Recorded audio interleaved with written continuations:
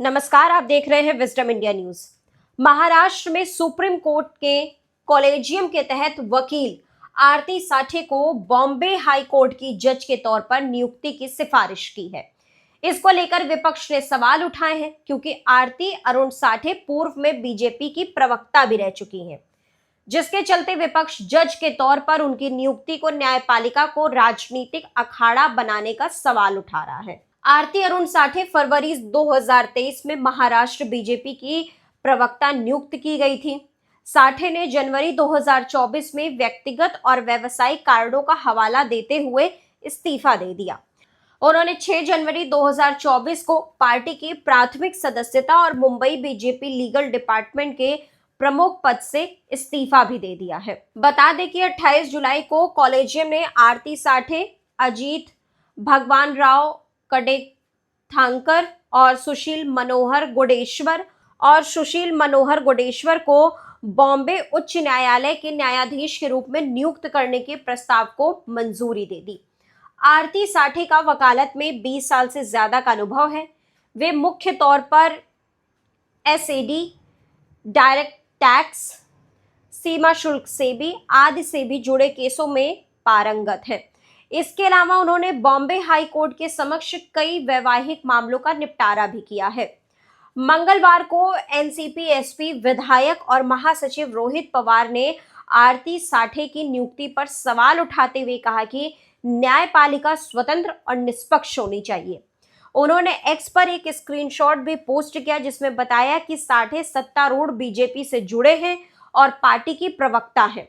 शरद पवार ने कहा कि सार्वजनिक मंच से सत्तारूढ़ दल की वकालत करने वाले व्यक्ति की न्यायाधीश के रूप में नियुक्ति लोकतंत्र के लिए सबसे बड़ा आघात है। रोहित पवार ने कहा कि न्यायाधीश का पद अत्यंत जिम्मेदारी वाला होता है और निष्पक्ष होना चाहिए। जब सत्तारूढ़ दल के किसी को न्यायाधीश के रूप में नियुक्त किया जाता है तो यह निष्पक्षता और लोकतांत्रिक प्रक्रिया पर गंभीर प्रश्न चिन्ह लगाता है। वहीं रोहित पवार ने कहा कि वह साठे की योग्यता पर आपत्ति नहीं कर रहे, लेकिन उन्होंने उन्हें न्यायाधीश के रूप में अनुशंसित करने के निर्णय पर पुनर्विचार की मांग की और कहा कि मुख्य न्यायाधीश को इस मामले पर मार्गदर्शन भी प्रदान करना चाहिए।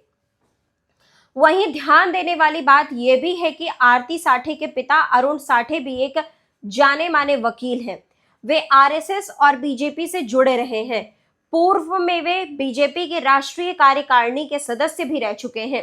प्रदेश बीजेपी मीडिया सेल प्रभारी नवनाथ बान ने कहा कि आरती साठे कुछ साल पहले ही बीजेपी प्रवक्ता पद से इस्तीफा दे चुकी हैं। उनका पार्टी से कोई लेना देना नहीं था, इसलिए उच्च न्यायालय की न्यायाधीश के रूप में उनकी साख पर सवाल उठाने का कोई कारण नहीं है। राज्य बीजेपी के मुख्य प्रवक्ता केशव उपाध्याय ने कहा है कि आरती साठे के नाम की सिफारिश पार्टी से इस्तीफा देने के 1.5 साल बाद की गई। उन्होंने कहा कि अब उनका बीजेपी से कोई संबंध नहीं है।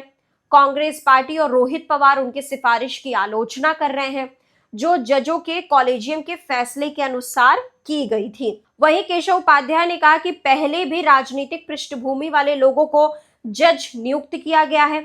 उन्होंने कहा कि रोहित पवार को जस्टिस बहारुल इस्लाम की नियुक्ति की पिछली घटना पर जवाब देना चाहिए, जो कि जज बनने से पहले और बाद में कांग्रेस में रहे थे। तो देश दुनिया की बाकी खबरों के लिए आप लगातार जुड़े रहिए विजडम इंडिया न्यूज चैनल के साथ। चैनल को लाइक करें, सब्सक्राइब करें, शेयर करें, कमेंट करें।